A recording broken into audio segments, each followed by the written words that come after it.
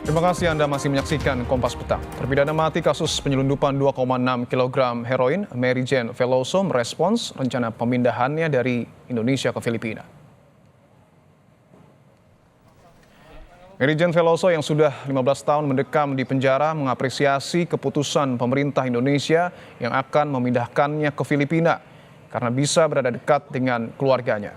Melalui Kalapas Perempuan kelas 2B Yogyakarta, Evi Loliansi, Mary Jane juga menyampaikan terima kasih kepada Presiden Filipina dan Indonesia. Rencananya di minggu depan itu ada Natal bersama dari luar. Mary Jane menanggapi bahwa yang pertama dia mengucap syukur kepada Tuhan Yang Maha Kuasa karena Mary Jane memang sudah menunggu berita ini sejak lama. Karena sudah kurang lebih selama 15 tahun dan juga mengucap syukur dan terima kasih kepada semua orang yang sudah membantu berusaha agar Mary Jane bisa kembali ke negaranya dan berkumpul dengan keluarga, dan terutama juga kepada Presiden Indonesia dan Presiden Filipina, kemudian dengan Pak Menteri, dalam hal ini Menteri Menko Kumham dan Imipas yang sudah dipakai Tuhan untuk menjadi perantara doa-doanya sehingga harapan Mary Jane untuk bisa kembali ke negaranya itu bisa terkabul.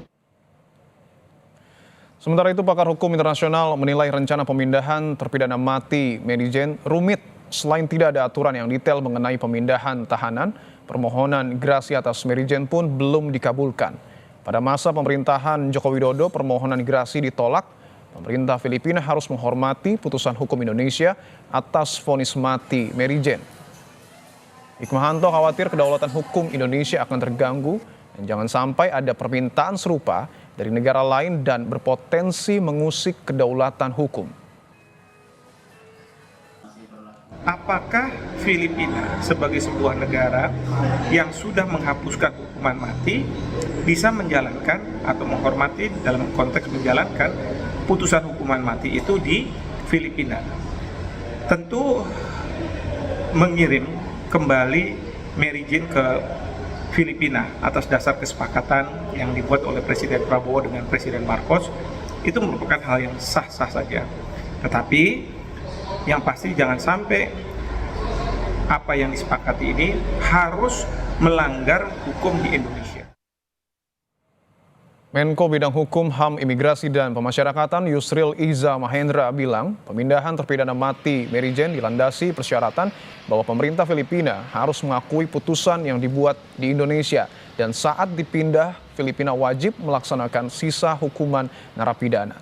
Yusril juga menyampaikan selain Filipina ada sejumlah negara yang meminta pemindahan narapidana. Atas kebijakan ini, Yusril bilang hal serupa juga dapat dilakukan untuk WNI yang menjadi tahanan di luar negeri. Dikembalikan ke Filipina adalah kewenangan dari Presiden Marcos untuk memberikan grasi. Misalnya akan diberi grasi seumur hidup, ya.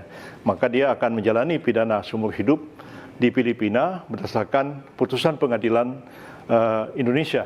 Kalau nanti ada narapidana warga negara Indonesia yang dijatuhi pidana oleh pemerintah negara yang bersangkutan, dalam hal ini Filipina, Australia ataupun Perancis, nah kita juga dapat meminta dan mereka juga harus menyetujui kalau sekiranya kita meminta narapidana kita itu dikembalikan ke Indonesia.